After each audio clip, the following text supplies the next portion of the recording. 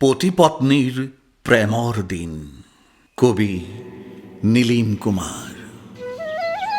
পুৱাতে উঠি একেটা চচপেনৰ উতলা চাহৰ উত্তাপ, দুয়ো একেলগে খায় দুটা কাপত। দুপৰীয়াটোক দুয়ো ভগাই খায়, একেলগে বাস কৰা দুখন কাঁহীত। ৰাতি দুয়ো একেখন টেবুলত বহি খায় ৰুটিৰ ঘূৰণীয়াবোৰ, আৰু ঘূৰণীয়াকৈ শুই থাকে একে এজোপা টোপনিৰ গছৰ তলত। দিনটো মানুহজনে ভাবি থাকে বহু কথা চকীখনত বহি বহি। একেখিনি কথা মানুহজনীয়ে ভাবে বিচনাত পৰি পৰি। কিছুমান কথা ৰঙা পৰি আছে, কিছুমান আছে ক'লা পৰি। কিছুমান কথা গৈছে মৰি পাহৰণিৰ কুঁৱাত ডুবি।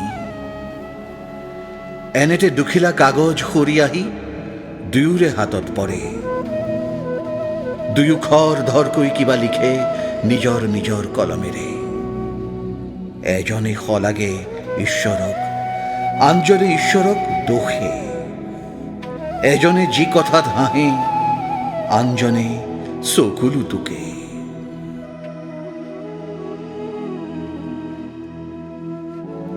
নিজৰ নিজৰ কাগজত খৰ ধৰকৈ দুয়ো লিখি যায় নিজৰ জীৱনৰ হাঁহি কান্দোন, খুটি নাতি।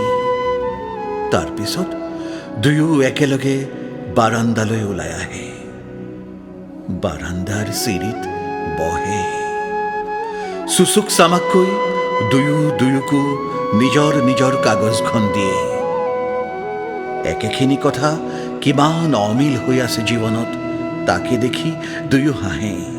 আৰু ইমান দিনৰ দুয়োৰ চিনাকি চকুজুৰি হঠাৎ অপৰিচিত হৈ পৰে।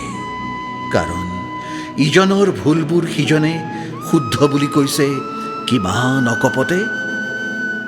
ইয়াৰ মাজতেইতো বাস কৰে বন্ধন নামৰ চৰাই এহালি।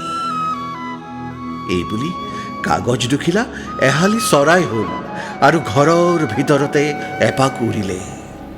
হঠাৎ মহানন্দ গগৈ উঠিল আৰু মই লিখি থকা কবিতাটো নিজৰ বুৰি লৈ গ'ল থাপ মাৰি মহানন্দ গগৈৰ হাতত।